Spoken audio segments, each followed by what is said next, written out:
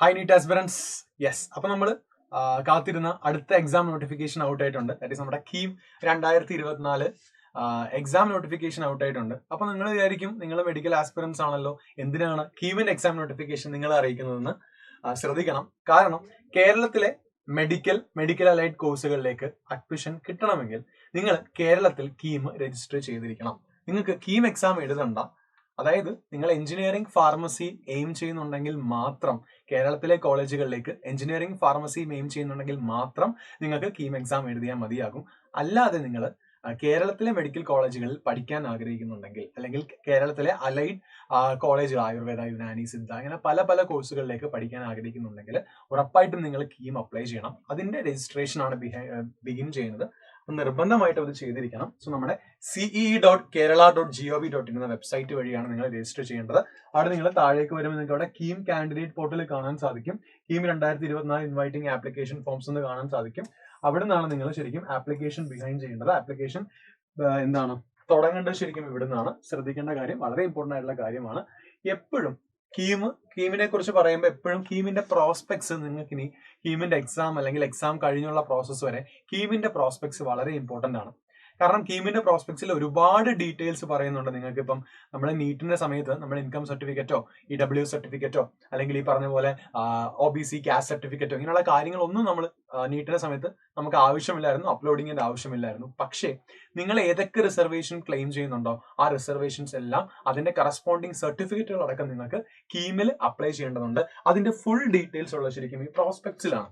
നമുക്ക് എന്തായാലും കീമിന്റെ കാര്യങ്ങൾ, അതായത് കീമിന്റെ എക്സാമിനെ കുറിച്ച് അറിയേണ്ട ആവശ്യം, നിങ്ങൾ എഞ്ചിനീയറിംഗ് എഴുതുന്നുണ്ടെങ്കിൽ മാത്രം എക്സാം എന്നൊന്ന് അറിഞ്ഞാൽ മതി. അത് February 1 to 9 ആണ് എക്സാം വരുന്നത്.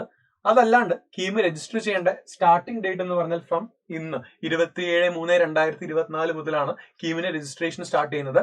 April 17 5 മണി വരെയാണ് നിങ്ങൾക്ക് രജിസ്ട്രേഷനുള്ള സമയമുള്ളത്. ഡോക്യുമെന്റ്സ്, സപ്പോർട്ടിംഗ് ഡോക്യുമെന്റ്സ് അപ്ലോഡ് ചെയ്യാനുള്ള അവസാനത്തെ തീയതി എന്ന് പറഞ്ഞാൽ 24/4/2024 ആണ്. അതായത് നിങ്ങൾ ഇപ്പൊ തന്നെ ആ വില്ലേജ് ഓഫീസുണ്ടോ താലൂക്ക് ഓഫീസുണ്ടോ പോയിട്ട് നിങ്ങൾക്ക് ആവശ്യമുള്ള സർട്ടിഫിക്കറ്റ്സ് ഉടനെ തന്നെ പ്രൊക്യൂർ ചെയ്യണം. 24-ാം തീയതിക്കുള്ളിൽ തന്നെ അത് ആ സൈറ്റിൽ അപ്ലോഡ് ചെയ്യുകയും വേണം. വളരെ ഇമ്പോർട്ടന്റ് ആയിട്ടുള്ള കാര്യമാണ്. പിന്നെ ബാക്കിയെല്ലാം എക്സാം ഡീറ്റെയിലുകളാണ് പറയുന്നത്. അപ്പോൾ ഓൺലൈൻ സബ്മിഷൻ ഇന്ന് സ്റ്റാർട്ട് ചെയ്യുന്നു. 17/4/2024 5 മണി വരെയാണ്. April 17 വരെയാണ് സമയമുള്ളത്. സോ ഈ സമയം മാക്സിമം ഉപയോഗപ്പെടുത്താൻ ശ്രമിക്കുക.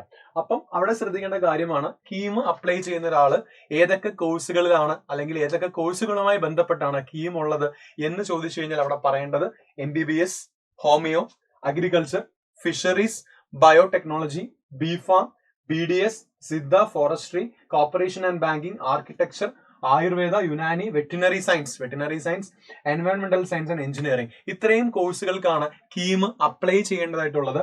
ഇതിൽ തന്നെ ശ്രദ്ധിക്കേണ്ട കാര്യം, ഇതിൽ തന്നെ എഞ്ചിനീയറിംഗ് എക്സാമിനും ഫാർമസിക്ക് മാത്രമേ കേരള എൻട്രൻസ് എക്സാം ഉള്ളൂ. ഇവിടെ നിങ്ങൾ ഈ കാണുന്ന MBBS ആയിക്കോട്ടെ, ഹോമിയോ ആയിക്കോട്ടെ, അഗ്രികൾച്ചർ, ഫിഷറീസ്, ബയോടെക്, അതേപോലെ BDS, Siddha, forestry, corporation banking, Ayurveda, Unani, veterinary, എൻവയോൺമെന്റൽ സയൻസ്, ഇതെല്ലാം നിങ്ങളുടെ നീറ്റ് സ്കോറിന്റെ ബേസിലാണ് വരിക. Everything is based on your NEET score. Just submission മാത്രം മതി.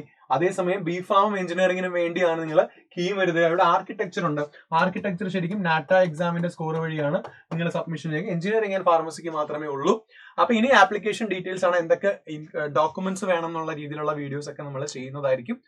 സോ കീം അപ്ലൈ ചെയ്യാനുള്ള പ്രധാനപ്പെട്ട ഡീറ്റെയിൽസിൽ നിങ്ങൾക്ക് ഏറ്റവും ഹെൽപ്ഫുൾ ആകുന്ന കാര്യം, നിങ്ങൾക്ക് ഇപ്പൊ ഒന്നും ഡിപ്പെൻഡ് ചെയ്യാതെ തന്നെ നിങ്ങൾക്ക് ശരിക്കും അത് ഹെൽപ്ഫുൾ ആകുന്ന ഒരു കാര്യമുണ്ട്. അത് ഈ cee.kerala.gov.in പോകുമ്പോൾ ഒന്ന് നിങ്ങളുടെ പ്രോസ്പെക്ട്സ് ആണ്. പ്രോസ്പെക്ട്സ് കൃത്യമായി വായിക്കുക. പിന്നെ ഹൗ ടു അപ്ലൈ എന്ന സെക്ഷൻ ഉണ്ട്. അവിടെ വ്യക്തമായി എല്ലാ ഡീറ്റെയിൽസും കൊടുത്തിട്ടുണ്ട്. നിങ്ങൾക്ക് അതുവഴി അപ്ലൈ ചെയ്യാവുന്നതാണ്. സോ കീം അപ്ലൈ ചെയ്യാൻ മറക്കരുത്.